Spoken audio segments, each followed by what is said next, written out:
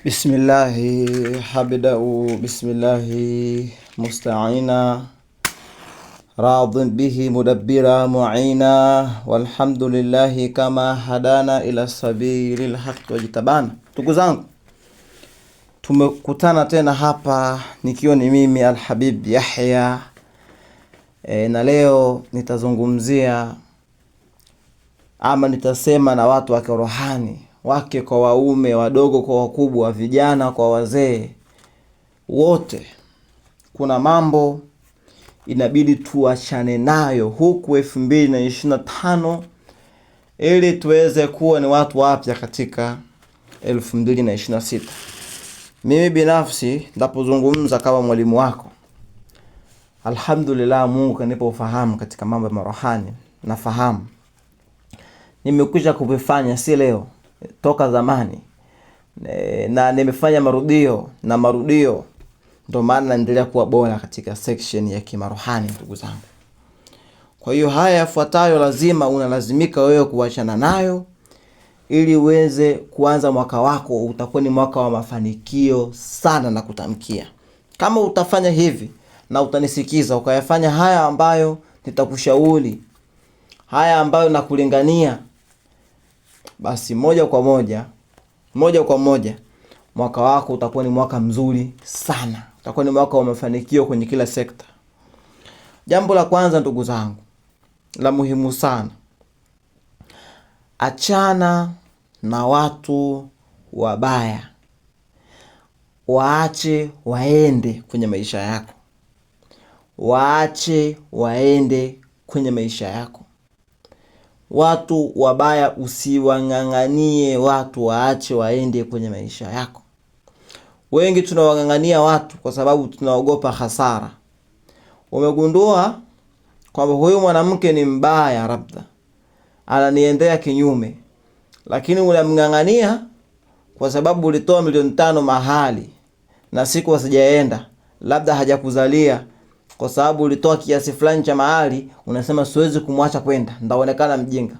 Ikhwana, bora uonekane mjinga alahi, bora ukaonekana kwamba wewe ujielewe, ujitambui zoba, lakini ukabakiza salama. Kwani kuendelea kumng'ang'ania mtu ambaye hahitajiki kwenye maisha yako, kuendelea kumng'ang'ania mtu ambaye ni sumu kwenye maisha yako, ndio kutakupelekea kupata hasara kupita hiyo mahali ambayo umetoa, au kupita hiyo fedha ambayo umetoa. Wengi wanaogopa kuacha watu waende. Pata mtu mmoja yagundua house girl wake mchawi, akiwa anasema haiwezekani, ngoja afanye kazi hata miezi 2 kwa sababu nimemtoa mbali, nimegharamia nauli. Utakuja kupoteza zaidi kupita hiyo nauli, Waache watu waende. 99% watu wa kiroho wanasema ya matatizo yanaondolewa kwa kuachana na watu wabaya, kwa kuachana na vyakula vibaya, lakini pia na kuacha tabia mbaya. 99% ya matatizo. Hata upate dawa nzuri leo kwa mganga mzuri, lakini kama utakuwa unatumia ile dawa alafu bado umeshikana na watu wenye sumu, unawezekana dawa isikusaidia hata kidogo, ikawa kama unakunywa maji tu, au ikakusaidia kidogo sana. Kwa sababu haiwezekani ukaenda hospitali kuchukua dawa na wewe unaumwa malaria, alafu bado ukaendelea kulala bila chandarua, bado ukaendelea kulala sehemu zenye mbu nyingi. Usitarajie kama dawa hiyo itakusaidia, au kawa unakula dawa uwili chakula. Kwa hiyo siku zote dawa yoyote ya kitiba utakayofanyiwa, ili iweze kukufaa, lazima uachane na vitu vibaya, uachane na watu wabaya. Mimi namaliza waganga siponi, unatumia dawa na watu wabaya, bado unashikana nao. Unaoga unaenda kukumbatia uchafu, unaoga unaenda unaongea na uchafu, unaoga unaenda unagombana na uchafu. Lazima dawa hazitokusaidia, ndugu zangu. Kitu cha pili muhimu sana, kuacha tabia mbaya. Kila mtu anafahamu tabia mbaya, na tabia mbaya wanasema watu wa kiroho, tabia mbaya utazijua yanapokuja matatizo. Yakikujia matatizo yoyote, utakavyokuwa unakabiliana nayo, utajijua kwamba mimi na upungufu fulani. Saa nyingine mtu kakukanyaga ukamtukana matusi mengi, utajijua kwamba ala, kumbe nahitaji kurekebisha mfumo wa maneno katika ndani yangu. Kwa hiyo utajua tabia yako, utajua nini unapata kushughulikia katika tabia zako kutokana na maswahibu uliopitia. Labda mtu alikutukana ukampiga kidogo, utajijua mapungufu yangu mimi ni kupiga watu, utajifahamu. Kwa hiyo matatizo yanakuja kutujenga na tujijue sisi ni kina nani, wapi tunapaswa kurekebisha. Lakini kitu kingine pia, hakikisha unatengeneza thamani yako kwa kuwa available anytime, any day, anytime, any month. Patikana. Tengeneza thamani yako. Watu wa kiroho jifungie ndani miezi hata miwili. Jichaji, si watu wa kuone, jichaji, usijipost, usizungumze. Jichaji kwanza, jichaji. Jichaji kwenye mwili wako, chaji ingie. Jichaji vizuri, soma madarasa ya kitiba, tibiwa, kaa vizuri. Ukija kuonekana al-akhi sahib, ukija kuonekana rafiki yangu, dada yangu, kaka yangu, utakuwa kama vile jua, kila mtu anakuona umeng'aa, kila mtu anakuona umebadilika. Lakini hii kukuonaona kila siku wanakuona umefubaa, hauna lolote, hauna jipya, ndio maana hawakuzingatii. Lakini jaribu kupotea, utarejesha thamani yako. Utarejesha thamani yako, lakini pia utarejesha ukuu wako. Nguvu zako zimetumika sana. Watu wanakunyonya kwa maneno machafu, kwa macho mabaya, kwa vidole kukunyoshea.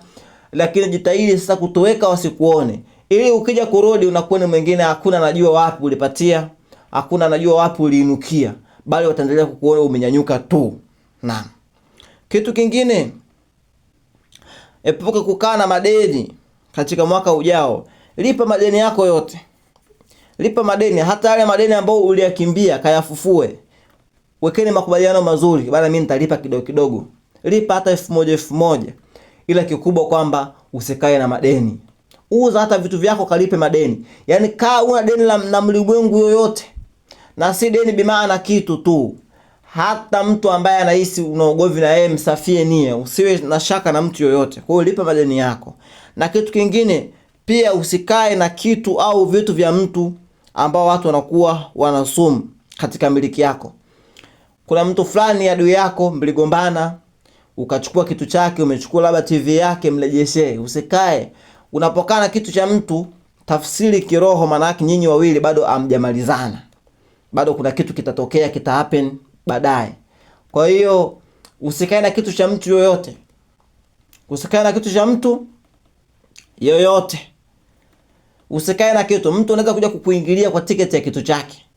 Kwa hiyo hakikisha wewe umeachana na mwanamke, sijui amekuletea dharau, akaondoka, kaacha nguo zake, akaacha mali zake, mpelekee mali zake, mwambie aje achukue, hata kama kwako itakuwa hasara, hata kama itaonekana wewe ndaonekana mjinga, bora uonekane mjinga, lakini usikae hata na unyoya, hata na soksi ya mtu, yani yoyote ambaye unahisi huyu mtu ni mbaya, usikae, bora upate hasara. Watu sijui walikuja kwa kuazima kitu, wamekuachia juu kitu gani, wamekuachia nini, waambie waje wachukue mali zao. Wanaweza kukulipa, watakulipa, hawawezi, mtalipana kwa Mungu, achana nao. Ukiyashika haya, utajiona kwamba unaingia mwaka wako, utapata mafanikio mazito sana, wallahi billahi, kwa sababu utakuwa ni mtu mpya, umejichaji, au na mtu ambaye atataka kukuingia kirahisi, kwa sababu haya niliyosema ndio yanasababisha watu wakarogwa kwa urahisi, wakaingiwa kwa urahisi. Lau utakuwa hamna mtu ambaye umemalizana na watu wote huko safi, basi utakuwa ni mtu ambaye unatarajia kuvuna tu, tena kuvuna mazuri yale ambayo umeyapanda. Kwa hiyo ndugu zangu, tushikane na haya na kheri zitapatikana insha Allah.